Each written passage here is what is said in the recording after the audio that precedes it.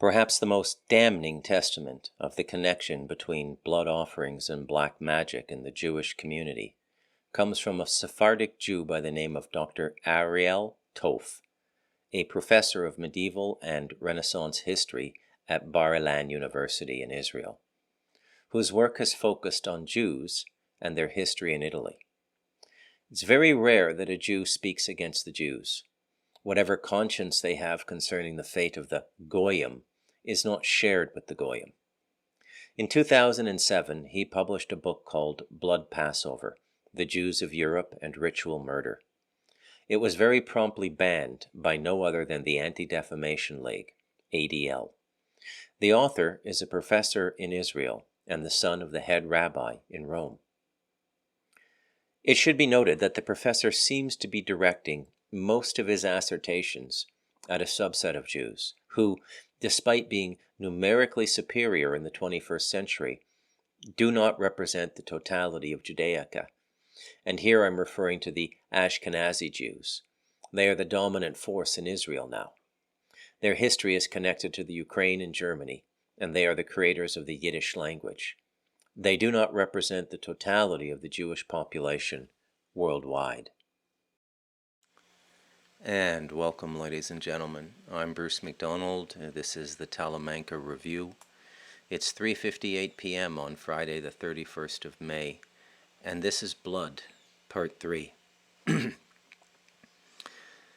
Now, I'm going to start doing recaps at the beginning of every book-based episode now, because I need to start firing the neurons in your brain and making sure that the connections take root, okay?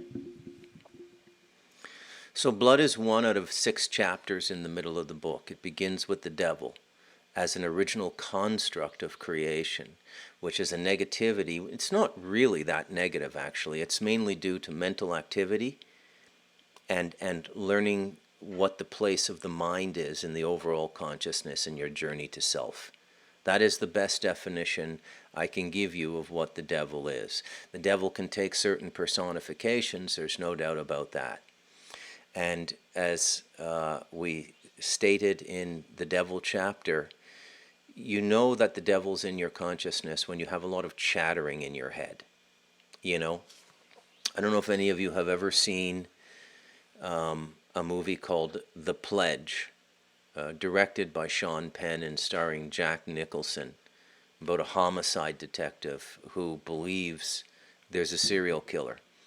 And this is based on one child murder, and he retires. He's near the end of his career, and he retires, but he can't let this case go.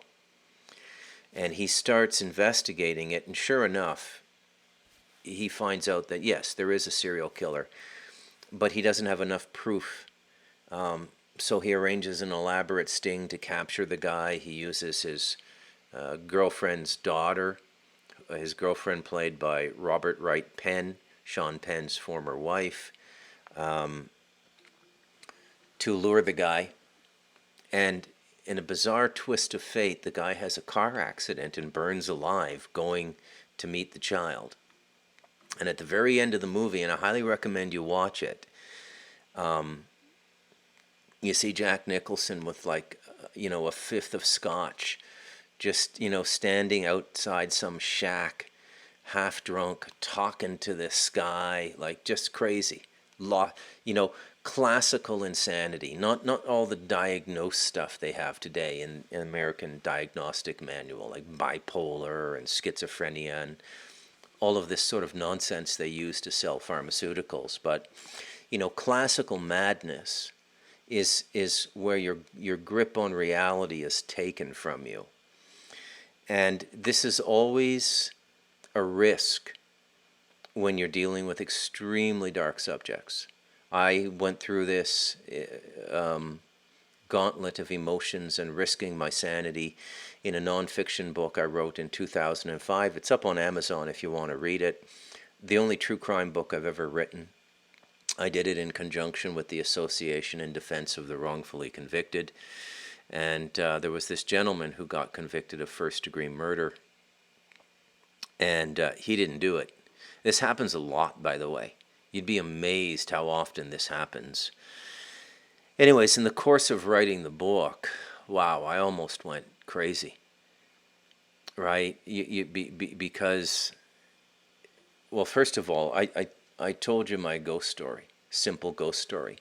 Let me take an opportunity to tell you another encounter I had with a spirit.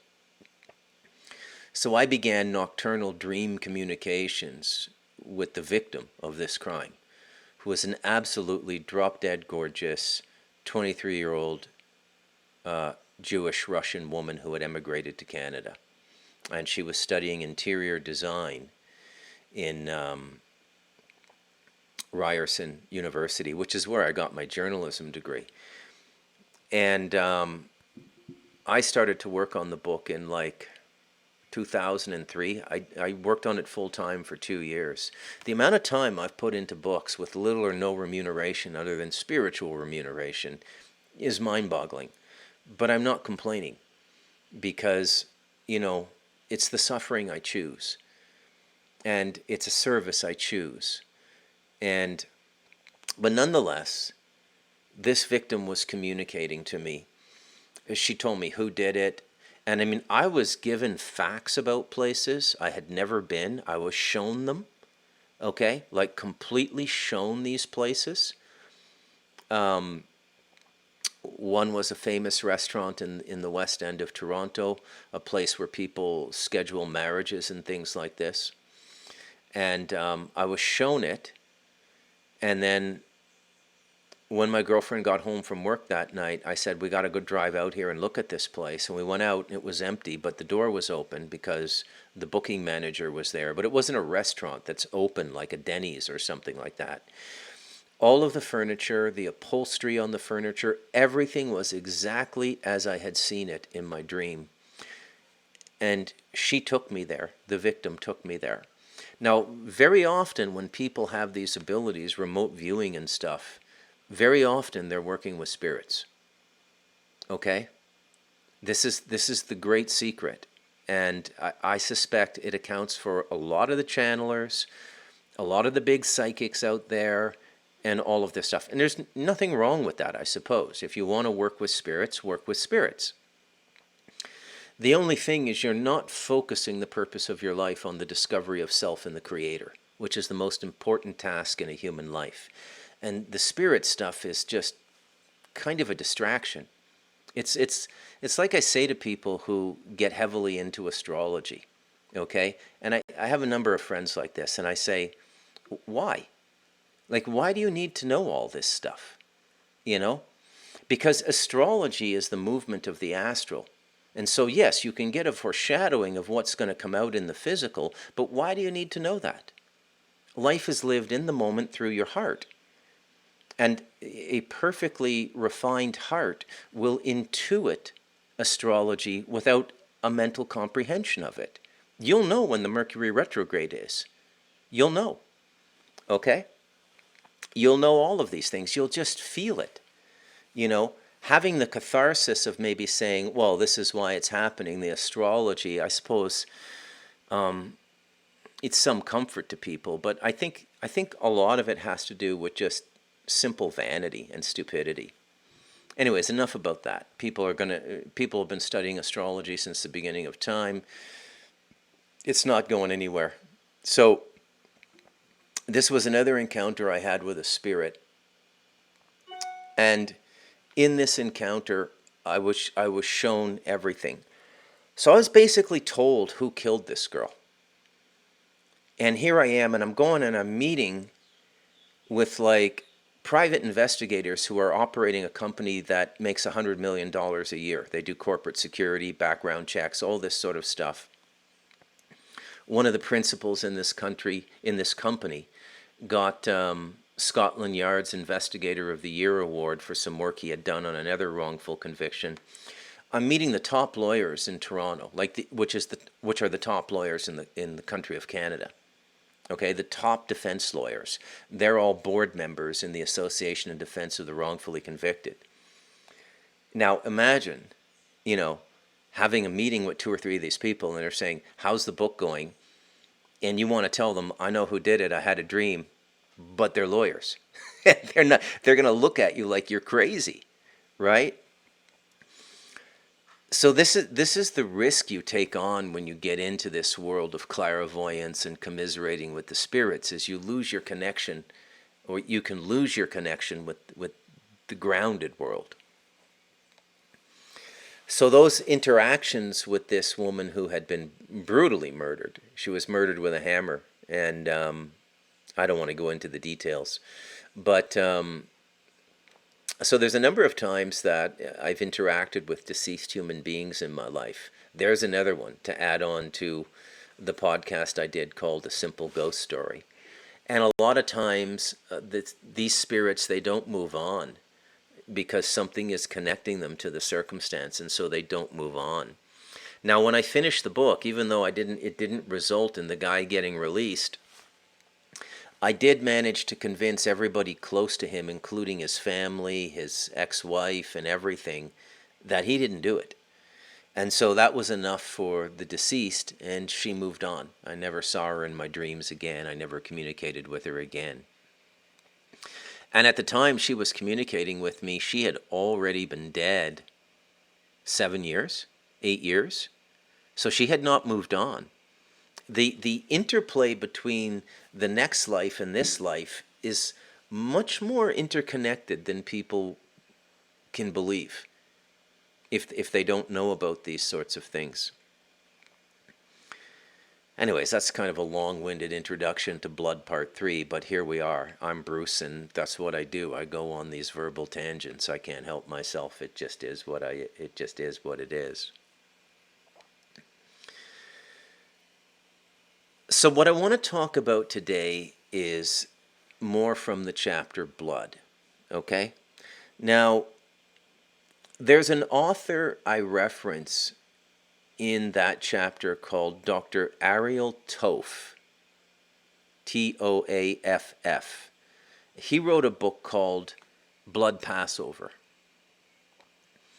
And in that book, he makes the case in stunning academic form, like 40 pages of footnotes and like 40 pages of bibliography, all the records he checked.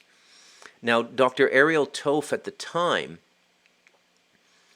was a professor of, I think, Renaissance history and religious studies at a university in Israel. And his father was the head rabbi in Rome. And he wrote this book called Blood Passover about the Jewish relationship with blood and making the case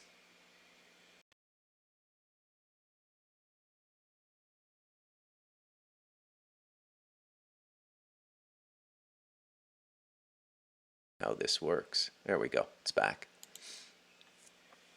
There are some groups of Jews that do, in fact, do these blood rituals. Now, I don't know if that's true or not, and it's very interesting, okay? So, throughout the book, although he concentrates on one case called Little Simon of Trent in the 1500s in Germany, an example of blood Passover ritual sacrifice of a Gentile boy, okay? Throughout the book, he litters all kinds of other details about the Jewish relationship with blood, okay, and how Jews have been selling blood for centuries as remedies for certain diseases, and where they get the blood, I don't know, who knows. But there has been this blood culture in Judaism since I don't know how long ago, okay? Now, for those of you who have read The Light of Darkness, I focus on a case in England in 1293, in which another group of Jews were accused of ritually murdering a Gentile boy. Okay? Now, let's get the facts straight. It is not in dispute that these boys disappear. Sometimes the bodies are found, Sometimes the bodies are not found.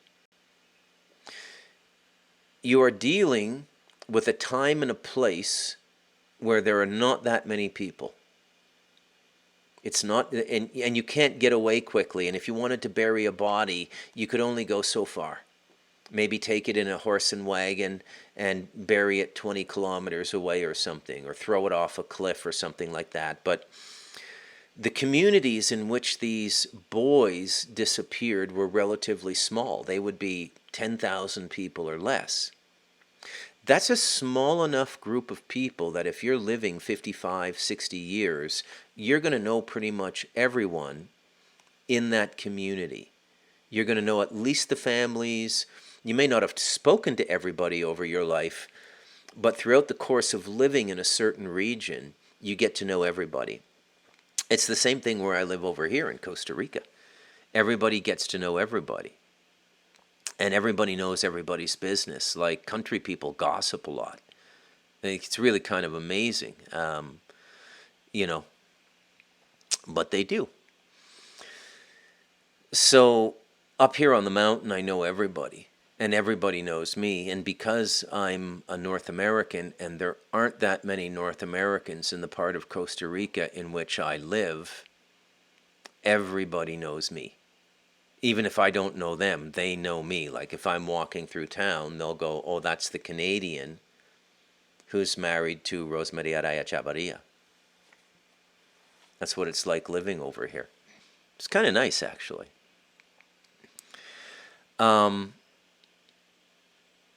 So in The Light of Darkness, I focus on the 1293 case. Now, this was the third blood libel case brought before the King of England in his reign. Okay, this particular king. The other two had been dismissed. Now, there's something I want to address here that's extremely important that you understand this detail. Jews have always had wealth. I don't know what it is, but they have. I don't know if it's a psychic ability to find where there's gems and stones and gold, and they go and they get it. I don't know how they do it. Okay? I've heard a few theories over the years, but I don't think any of them are worth repeating. Well, maybe one. And I've been told by semi-credible sources that the Jewish consciousness has an almost psychic magnetism for wealth. I don't know. When you look at the Babylonian blood magic that they brought out and everything through the money system in the Bank of England and everything, it's kind of understandable. But when you look at European history, the Jews were in money lending. Okay? And Dr. Ariel Toth talks about this in Blood Passover as well.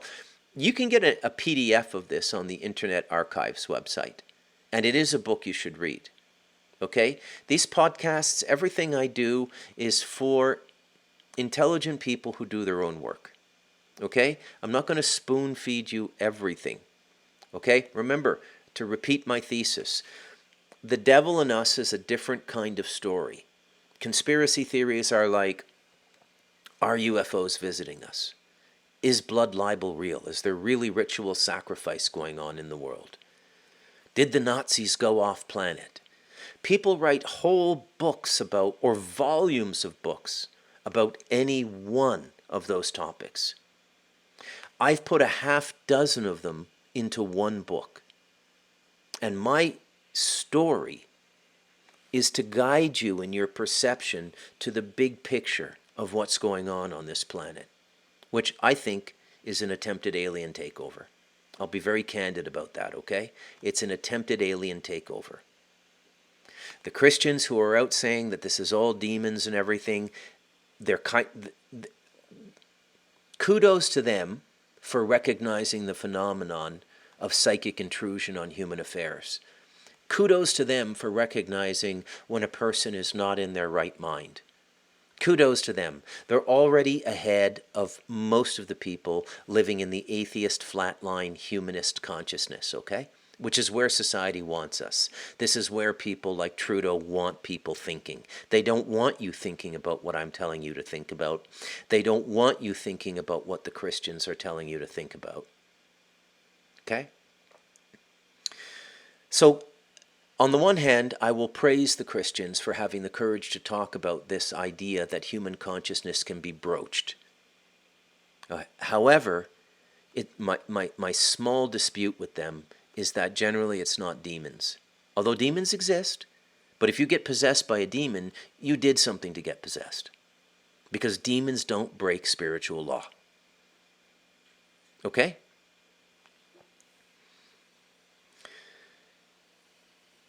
Everything with the consciousness of the other side is very attentive to the law. The only thing that really breaks the law are human beings, because we can delude ourselves into thinking we don't live in a cosmic, multidimensional process of adjudication, which is woven right into the fabric of our thoughts, our feelings, and our actions. So you don't need any witnesses. Your own actions are witness against you. You don't need any witnesses. There's no court process. When you behave this way, you're betraying your heart, you're betraying your soul. You record and inform against yourself in the cosmic dimension. Okay? Again, the hell you may experience on the other side are the lies and that you told here, the deceptions you allowed yourself to be subject to, and the love you withheld. Morality is extremely important. Okay? It took me decades to learn that. I let myself on a long moral leash as a meditator because I was very mentally proud. I threw out all the Christian dogma I grew up with, all the Catholic dogma, and I said, oh, this is just, they just invented this to control people while they're having the great parties at the palaces and the castles. Why should I obey these ridiculous moral laws? Okay? I wasn't a really bad person. I still had a very active heart. But I didn't understand the importance of morality. And it's extremely important in your spiritual life. When we talk about spirituality now, it's always tripping. Oh, I went on this incredible journey on the other side in a 3-hour meditation I had the other day. Or I did ayahuasca, and wow, this is what happened. I did ibogaine, I did mescaline, I did mushrooms. This is the way we discuss spirituality now. And we've unmoored it, we've separated it from morality. Big mistake. You're allowed to make mistakes. Okay? Now, if you're on spiritual path and praying every day, seriously praying, or seriously meditating, and you're living a life unmoored, disconnected from morality, what happens is your karma comes around a lot quick. The cause and effect cycle is super fast because through the prayer and the meditation, you're saying you want God's love. And so this thing we call God, which is in every atom, the creator, it comes back and smacks you in the face and says, okay, well, to get love, you have to give love. This immoral behavior you're doing is blocking love in your heart. Smack, smack, smack, smack. And if you don't get it, the penalty just gets worse and worse. It gets so bad, you actually consider stopping praying or meditating sometimes, right? Because you get this boomerang karma, right? But never be afraid of boomerang karma or boomerang cause and effect or boomerang penalty for what we might call sin, because it's teaching you. And at least you're being taught. The worst off are the people who throw it all out. Don't pray, don't meditate, live exactly how they want, and they go through their whole life in this completely somnambulistic, sleepwalking, self-indulgent, abusive to others, self-centered, nonsensical life. Then they get to the other side and they're living the hell they created. Until it's not permanent, though. You can work it all off on the other side. So don't get too preoccupied with these things on the other side. Man, I lost my place. What the hell was I talking about? Oh yeah, blood libel. So the king comes back from the Crusades. This is like, I think 1293, maybe 1298. And this case resulted in the expulsion of the Jews in Britain at that time. And they were not allowed back in until I think like the mid 1500s, okay? Which would be the mid 16th century, right? 1500, like 1550 or something like that, the Jews were let back in. And the misconception I was going to tell you about is when you listen to prominent Jewish leaders today, or they don't have to be necessarily Jewish leaders, they don't have to be rabbis, they can just be public-facing Jews who speak up on behalf of Jews. So you're looking at people like Alan Dershowitz, the Harvard law professor. You're looking at a lot of people in Washington and stuff like that. And we're constantly told things like, you know, anti-Semitism has always been virulent. There's always been this tremendous hatred of Jews, and therefore we cannot believe these lies. And they're all lies meant to smear the Jews. In some regard, there's truth to that. Okay? But because of the wealth of Jews, they have always been a resource for royal lines. So you find Jews lending money to the royal families all through Europe. And by forming that relationship with the kings, the barons, the dukes, the duchesses, the baronesses, and all of the royals and nobles, they give themselves the license to go and do the money lending with the normal people, the peasants, the untitled people, okay? And they abuse the shit out of those people. Dostoevsky captures this perfectly with the Russian Jewish landlady in Crime and Punishment, okay? Captures it perfectly. But the idea being suggested by Jewish leaders today that the nobility of Europe was constantly looking for an excuse to expel Jews, and anti-Semitism was so virulent that just the slightest little suggestion of malfeasance on the part of the Jews, even if it was unproven, would result in them being expelled, is a lie.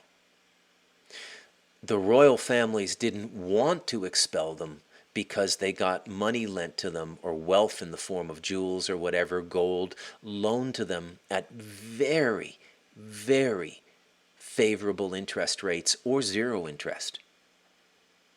Okay?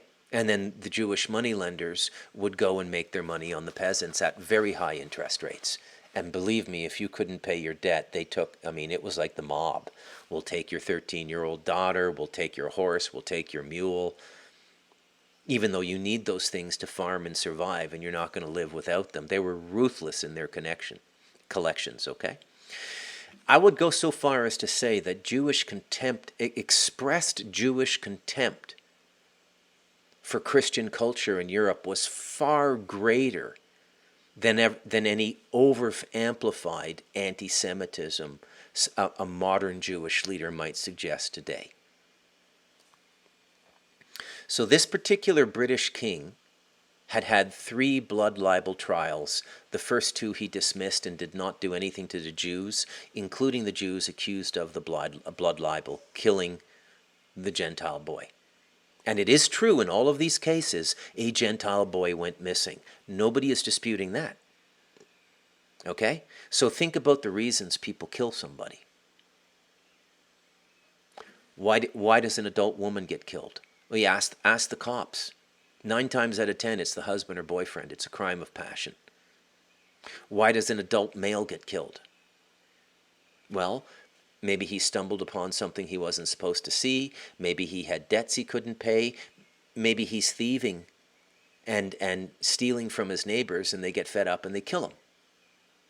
Okay? There's very easy to understand why murder happens if you think like a cop. Okay? Especially after several decades of non-stop police procedural TV shows. If you can't figure this one out, it's a no-brainer. Okay? But why would a child disappear 700 years ago in the case of England? Or 500 years ago in the case of little Simon of Trent in Germany? Why would an innocent child 7, 8, 9 years old before puberty suddenly go missing? They fall in a river? Do they drown? Eaten by wolves? What happened? It's a very curious thing when you think about it. Why do the children go missing? In this particular case in 1293, the conviction was achieved because another small group of Jews in England ratted out the other Jews. And this is, you can find this online. You can find the court transcripts from this 1293. I think this is just after the Magna Carta. You can find this online. You know, what the king said and what the penalty was, what the evidence was. I read it when I was writing The Light of Darkness. Okay? So they were convicted of this blood libel. And it's really kind of a horrible death, actually, when you study it. They sort of bleed the child out. They put pins into the child that are like the size of knitting needles and slowly bleed out the blood. Now, this is early adrenochrome. This is early Jewish blood medicine. This is early Jewish blood ritual. Now, I can't tell you definitively it happened. I would not survive a debate with Alan Dershowitz according to the laws of proof and evidence in 2024. But to the standard of my heart, my soul, my intuition, and my sense of everything that is, there's no doubt in my mind that this has been going on. No doubt in my mind. Okay? Now, shortly after publishing this book, Dr. Ariel Toph recanted almost immediately. And he came under intense pressure. Okay? He published the book in 2007. Intense pressure. And I've prepared a little something for you here.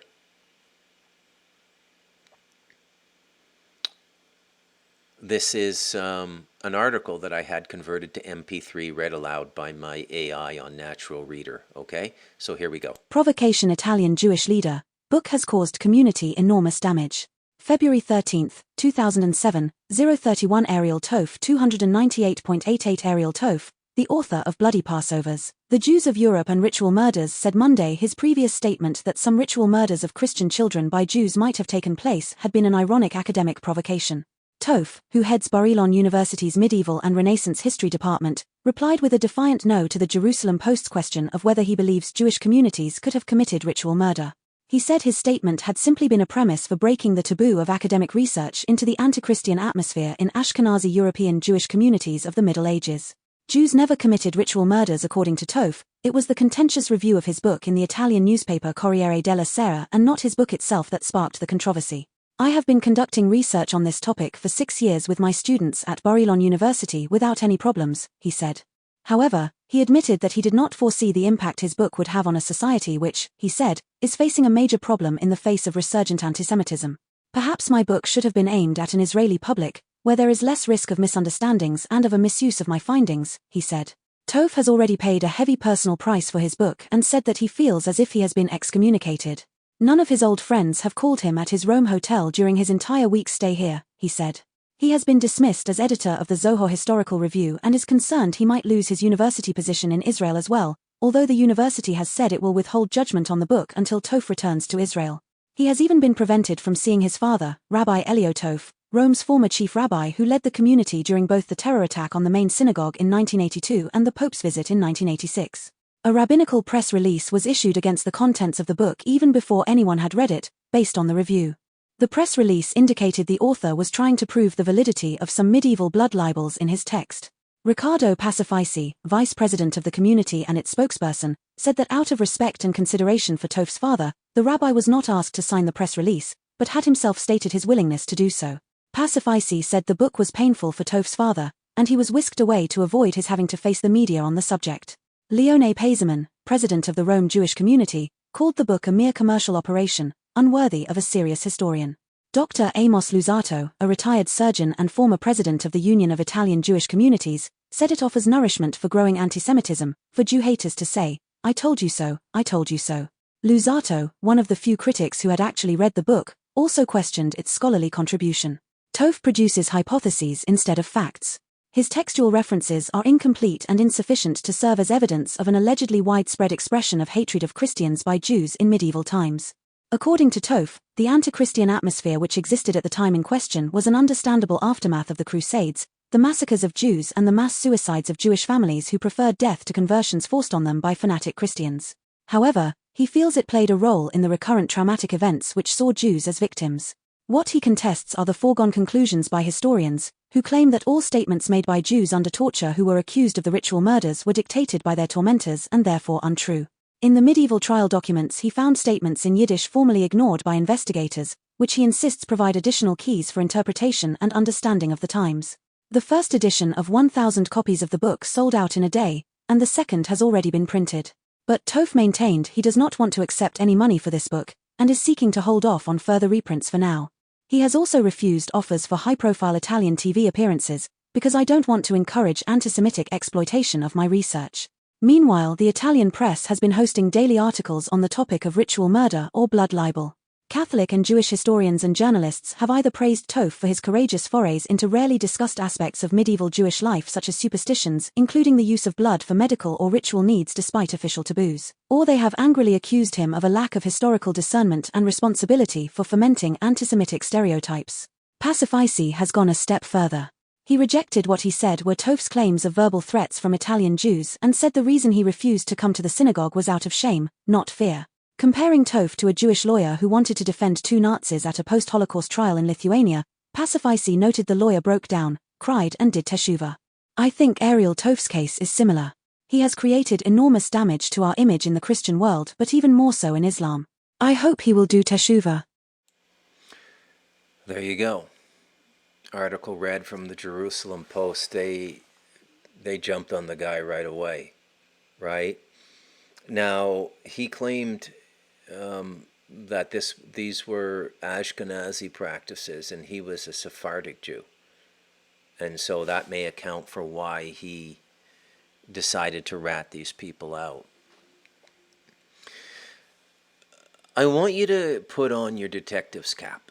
I want you to think like Peter Falk in Columbo from the 70s, if you remember that TV show.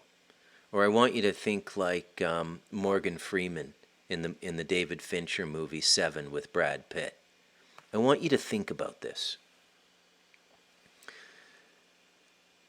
The first question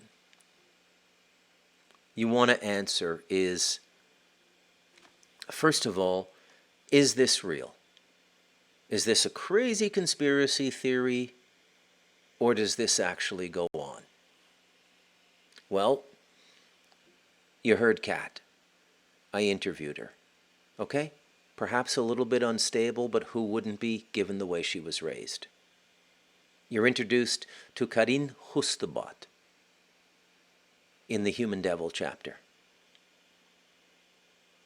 And you're shown her migration from psychology to realizing there's a spiritual dimension when the gentleman's eyes go black in the prison, black, to her comprehension and realization that this is ritualized culture in Europe and in most of the ancillary cultures that have spun off of Europe, like North America, Australia, New Zealand. She doesn't get too much into what I would call the cultural or religious roots of it. She has her theories like anybody, but you can't prove anything. And if you label one group of people, then you're a racist. And that might be a justifiable label, because I think it's an ideology, a philosophy, and a culture that's been going on for generations. These child sacrifices, this is not something the human race learned in 1975. This has been going on, going back to the oldest periods. Where do we first see it documented? We see it documented in the Bible. Okay? I want to take a moment to address one of the comments asking about the Tuatha De Danann. First of all, I'm very connected to the Tuatha De Danann. They exist, they're real. On the astral, they migrated from the UK, mainly Scotland and Ireland, but mainly Scotland and the Highlands, because the British brought in a bunch of stuff they didn't really want to coexist with, mainly reptilians and other stuff, okay? And you'll never guess where the Tuatha De Danann went.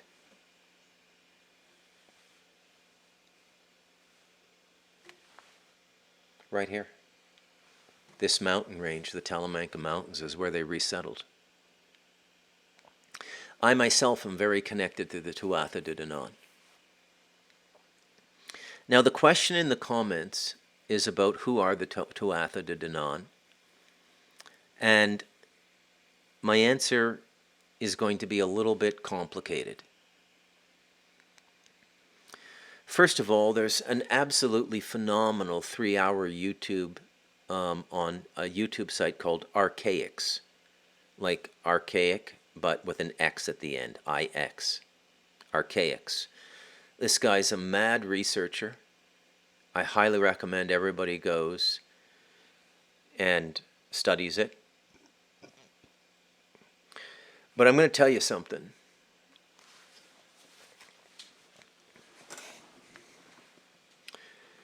It is impossible to understand anything going on this planet until you begin to open up here.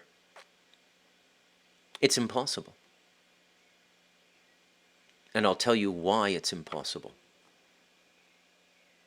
Because the sense-mind researcher only moves in a linear fashion through time.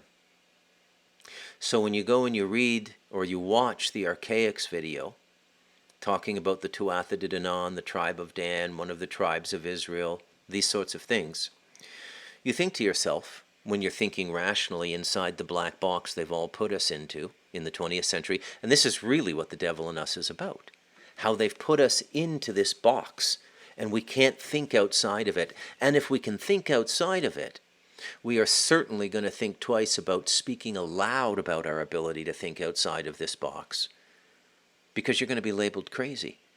Unless you can do some sort of magic or some sort of psychic feat you can repeat, you know, like reading the Akashic records or something. Oh, he is a mystic. All right? But if you don't have any of those powers, and you shouldn't have those powers, Spirit gives you exactly what you need when you need it. Don't go looking for power.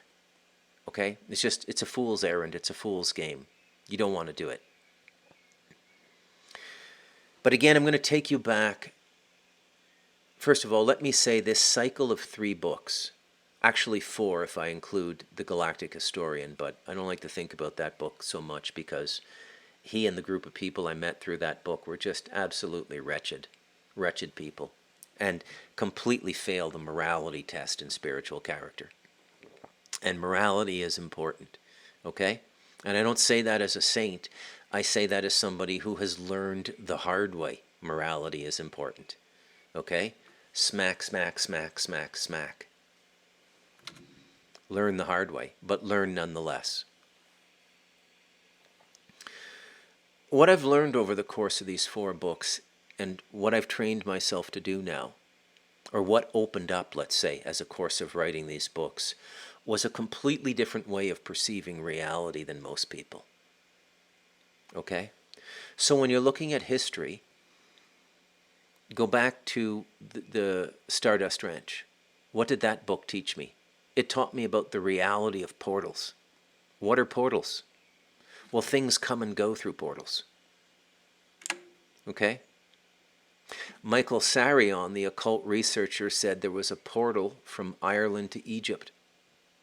And you could just like the underground trains they claim in the conspiracy circles now that say you can go from Los Angeles to Pine Gap, Australia in 30 minutes at, like, I don't know, 1,500, 2,000 kilometers an hour through this underground tunnel. Boom! In the ancient world, they had a lot of portals. They're still here. It's just not many people know where they are anymore or how to use them or anything like that. All of that old technology, and it is technology, psychic technology. Now we're into material technology because we crested in the Iron Age. We've crested. And the Iron Age is the darkest and most obtuse period of human history. We just finished it. I think a couple centuries ago in the mid-1700s. And we're just coming out of it now. And it's a very dark period, and this is why we think so materially. And this is one of the reasons we've lost our connection with the divine and the multidimensional thinking that has always been a part of the human race. So the story I was told is that the Tuatha De Danann came in after the flood, and they entered into Ireland and Scotland, and they came in on a mist. And the mist was a cover created for their portal.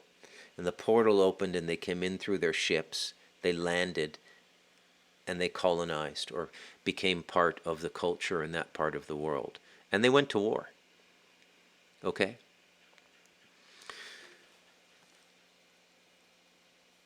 So this is the way the Tuatha De Danann came into the earth realm.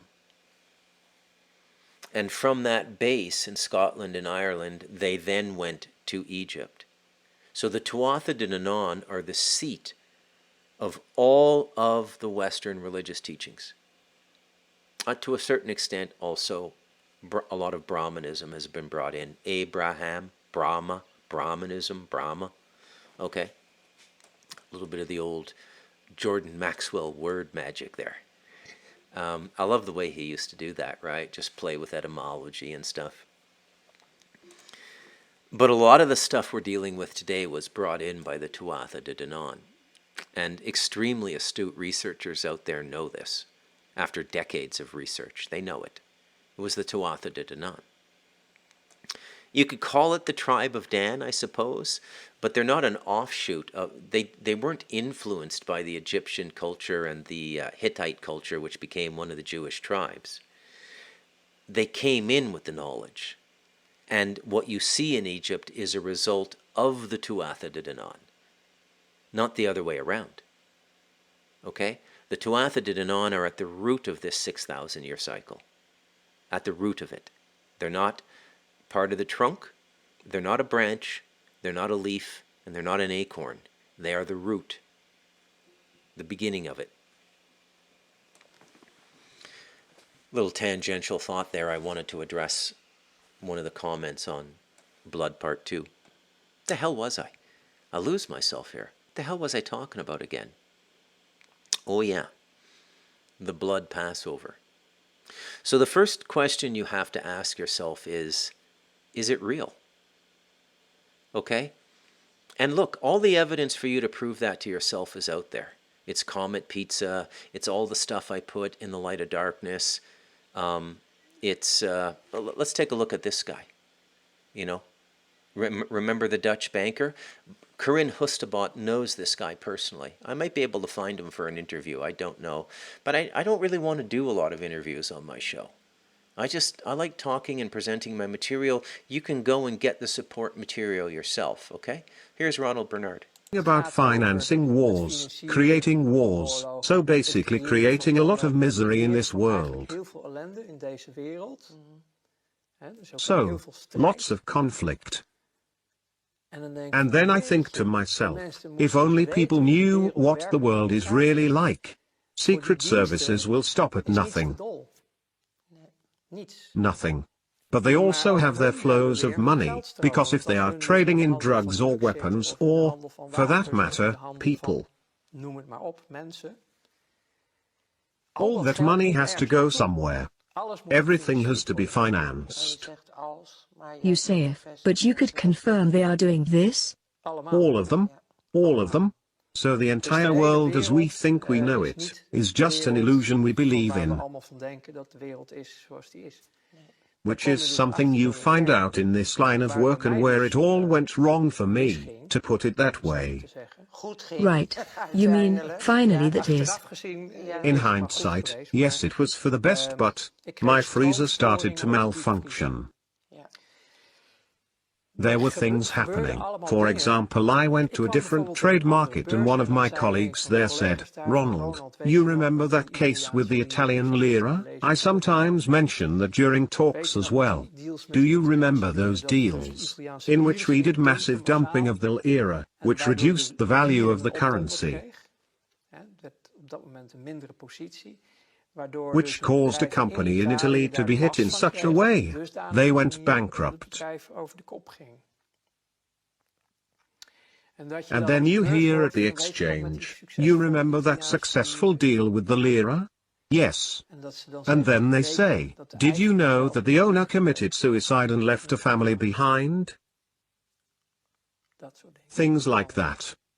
And back then we laughed at it. Altogether, all of us. We looked down on people, mocked them. It was just a product, waste. Everything was worthless trash.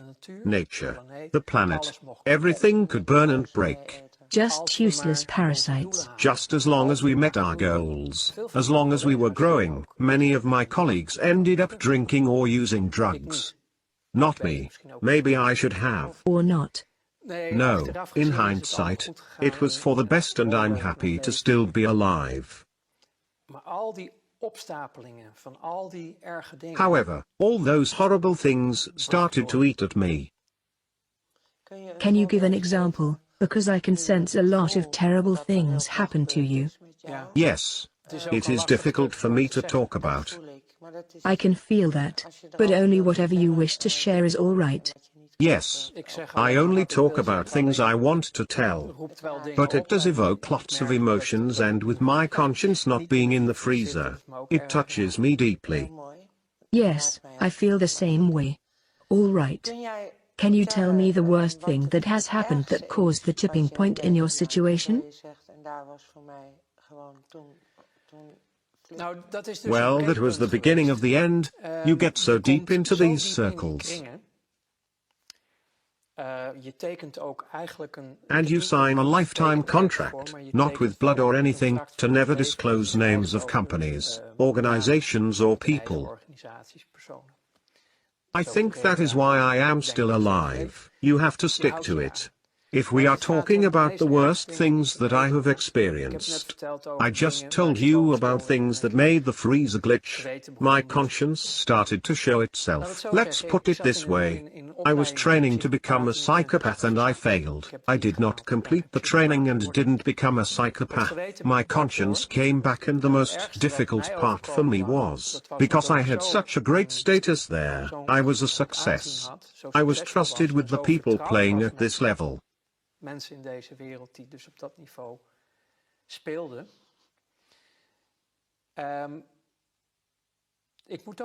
To put it carefully, most of these people followed a not very mainstream religion. So, you have Catholics, Protestants, all sorts of religions. These people, most of them, were Luciferians. And then you can say, religion is a fairy tale, God doesn't exist. None of that is real. Well, for these people, it is truth and reality. And they served something immaterial, what they called Lucifer. And I also was in contact with those circles, only I laughed at it because to me they were just clients. So, I went to places called Churches of Satan. So now we are talking about Satanism. Yes. So, I visited these churches, just as a visitor, dropped by. And then they were doing their holy mass with naked women and liquor and stuff. And it just amused me. I didn't believe in any of this stuff, and was far from convinced if any of this was real. It was just a spectacle to you. Yes. In my opinion, the darkness and evil is within the people themselves. I didn't make the connection yet. So I was a guest in those circles, and it amused me greatly to see all those named women and the other things.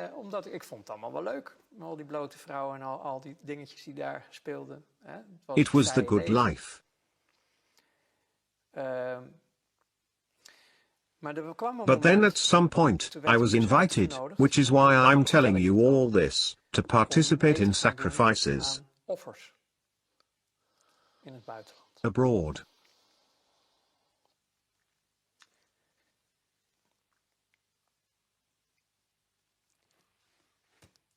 That was the breaking point. Children. You were asked to do that? Yes. And I couldn't do that. There you go.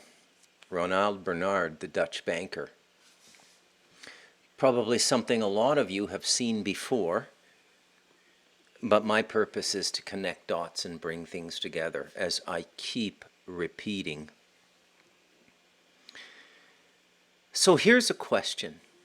If Judaism is the preeminent religion of blood sacrifice on the planet, and I would suggest that it is, and they tell us publicly that this is a sacrifice to the creator of all things seen and unseen, and I'm telling you that that's crazy, that the creator of this reality would not need blood, would not want it, would be disgusted by it.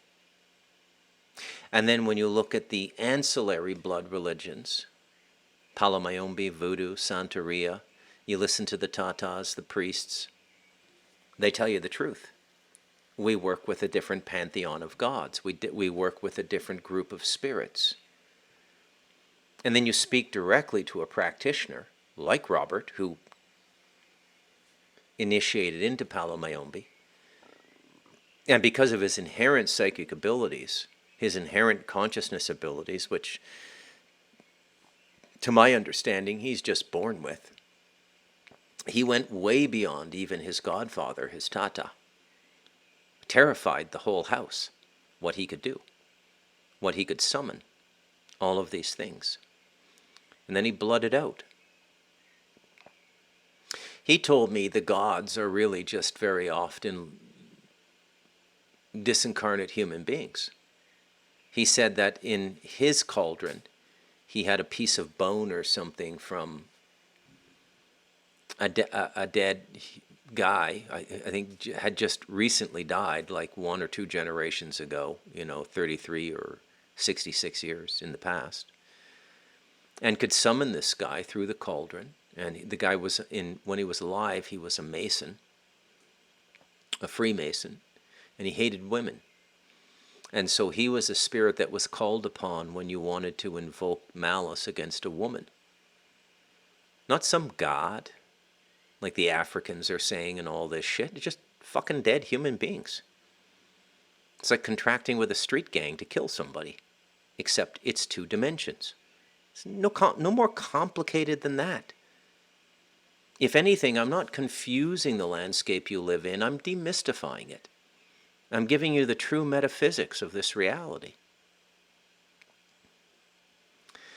Now here's the final question I'm going to ask you in this section of blood. If this isn't coming out of the Jewish culture, who would be in a position to know more where it's coming from? I have a nice little clip for you. This is an entertainment podcast, okay? I hope I don't get dinged for copyright on this one. It's about 6 minutes. This is Clarice Starling's first meeting with Hannibal Lecter in The Silence of the Lambs.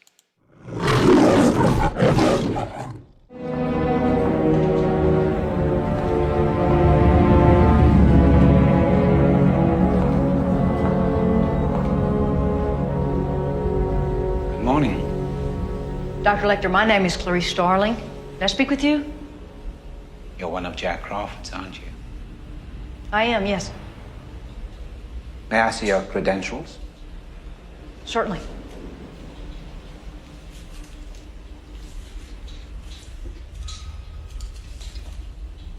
Closer, please. Closer.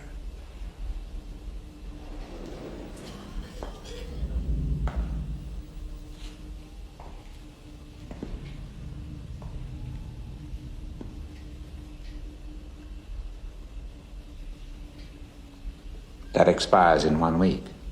You're not real FBI, are you? I'm still in training at the academy. Jack Crawford sent a trainee to me. Yes, I'm a student. I'm here to learn from you. Maybe you can decide for yourself whether or not I'm qualified enough to do that. That is rather slippery of you, Agent Starling. Sit, please.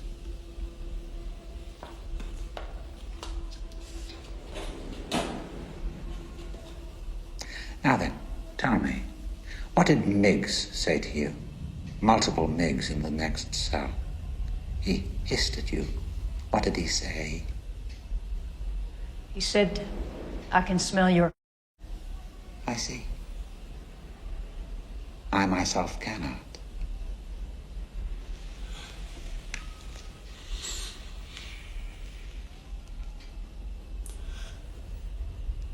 You use Evian skin cream. And sometimes you wear lead at home. But not today. Did you do all these drawings, Doctor? Ah. That is the Duomo scene from the Belvedere. You know Florence? All that detail just from memory, sir? Memory, Agent Starling, is what I have instead of a view. Well, perhaps you'd care to lend us your view on this questionnaire, sir. Oh, no. You were doing fine. You had been courteous and receptive to courtesy. You had established trust with the embarrassing truth about Miggs. And now this ham-handed segue into your questionnaire. It won't do. I'm only asking you to look at this, Doctor. Either you will or you won't. Yeah. Jack Crawford must be very busy indeed if he is recruiting help from the student body. Busy hunting that new one, Buffalo Bill. What a naughty boy he is. Do you know why he's called Buffalo Bill? Please tell me. The newspapers won't say. Well, it started as a bad joke in Kansas City homicide. And they said, this one likes to skin his humps. Why do you think he removes their skins, Agent Starling? Throw me with your acumen. It excites him. Most serial killers keep some sort of trophies from their victims. I didn't. No. No, you ate yours. You send that through now.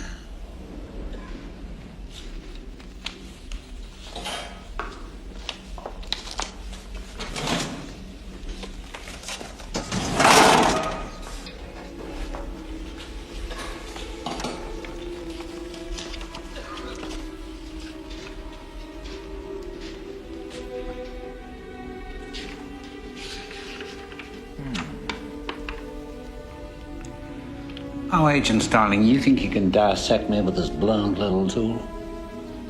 No. I thought that your knowledge... You're so ambitious, aren't you? Do you know what you look like to me with your good bag and your cheap shoes? You look like a rube. A well-scrubbed, hustling rube with a little taste. Good nutrition's given you some length of bone, but you're not more than one generation from poor white trash, are you, Agent Starling? And that accent you've tried so desperately to shed, pure West Virginia. What does your father do? Is he a coal miner? Does he stink of the land? And oh, how quickly the boys found you. All those tedious, sticky fumblings in the backseats of cars, while you could only dream of getting out, getting anywhere, getting all the way to the FBI. You see a lot, Doctor. When are you strong enough to point that high-powered perception at yourself? What about it? Why don't you look at yourself and write down what you see? Maybe you're afraid to. Anyway, you get the point, okay? Silence of the Lambs, we've all seen the movie. What am I trying to say with this clip? Well, when the FBI opened up their behavioral sciences department, they began to interview and study psychopaths, serial killers, because they believed that understanding the mind of the serial killer would help them catch serial killers. And this is what Thomas Harris discovered when he did his research for this novel, Silence of the Lambs. And so we have Clarice Starling being sent to one of the most notorious serial killers in this fictive world, Hannibal the Cannibal, a psychiatrist who ate his victims, or at least parts of their bodies. So by that same rationale that like knows like, let me ask you this. Remember the sequence of events. Number one, is blood ritual going on the planet? The answer is clearly yes. Okay? Is it prolific? I would say yes. I would say absolutely. Do I exaggerate sometimes? Am I correct in saying that 10,000 children a year coming across the border are going to the sacrifice community? I don't know. Maybe I'm being a bit hyperbolic. I don't know. But ask yourself the question, the questions. Is it going on? What's your answer? Yes? Is it going on in circles of power and control in the world? Yes. We get that from Corinne Hustebot. We get that from all of the trials that have gone public. Study the Dutroux case in Belgium. It's documented in The Devil in Us. Many witnesses were murdered. Now, this is the country that Kat comes from, the woman I interviewed. She comes from this culture. She's telling you it's prolific. I don't know what percentage of society is in on it. If it's 2%, it's 2 out of every 100 people. That means every single day, if you're in a big city and you pass by 1,000 people a day, on the sidewalk, here and there, in an office building, in elevators, chances are you've been shoulder to shoulder with somebody in this culture. And that's only if it's 2%. Just 2%. Right? So,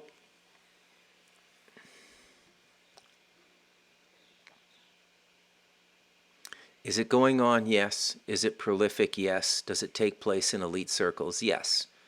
Corinne tells us, Kat tells us, and Ronald Bernard tells us.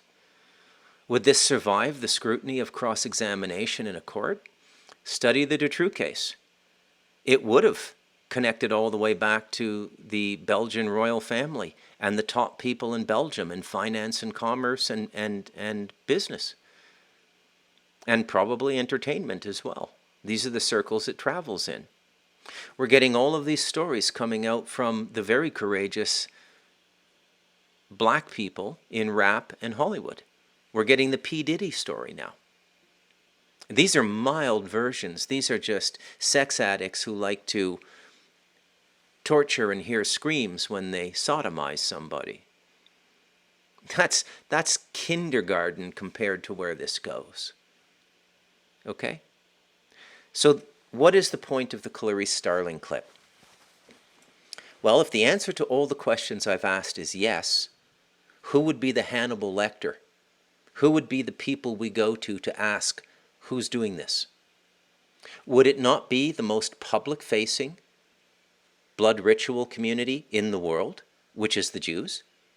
And I mean blood ritual in that they believe in animal sacrifice. You can see dozens of rabbis talking about it. Doesn't mean I'm not saying they sacrifice human beings, but they understand blood ritual. Like knows like. If you're in a room of 100 people and there's 2 gay guys in there, they'll spot each other. The other 98 people won't know who the 2 gay guys are. Like knows like. So why is the culture of blood ritual sacrifice, the Jews, which are prominent in finance, media, entertainment, banking, science, academe, government, in terms of, look at the secretaries of state. Okay? Look at the secretaries of the departments in the US. They're almost uniformly Jewish now. Okay? The question is, if they're not doing it, why aren't they telling us who is?